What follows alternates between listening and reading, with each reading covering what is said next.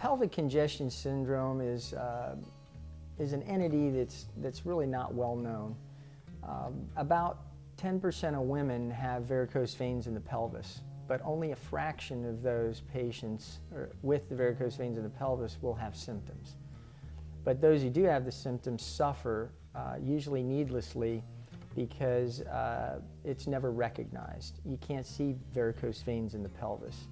And the pelvic congestion syndrome is related to the symptoms, the pain, the discomfort, pressure that's associated with varicose veins in the pelvis. And there are a lot of causes for pelvic pain in women, and it's important that they get assessed by a gynecologist to rule out or exclude the more common causes of pelvic pain.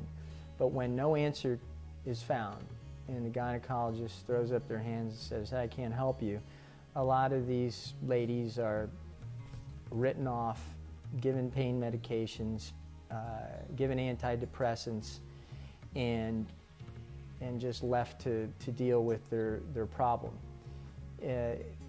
Anyone who's in that category should think, do I have pelvic congestion syndrome? You don't have to have varicose veins in your legs to be suffering from pelvic congestion syndrome. Some people do have both. They have varicose veins in the pelvis and the legs, but not necessarily. And so at Vein 911, this is another area of specialization. Unlike most practitioners who essentially stop their evaluation at the groin level or the top of the legs, as an interventional radiologist, we're trained to treat veins all over the body using catheters. So this is an entity that we've chosen to specialize in, and we see a lot of patients with pelvic congestion, and we're able to help them through minimally invasive treatments. And these are some of the most desperate patients you'll ever see for evaluation and treatment, and some of the most grateful patients you'll ever see.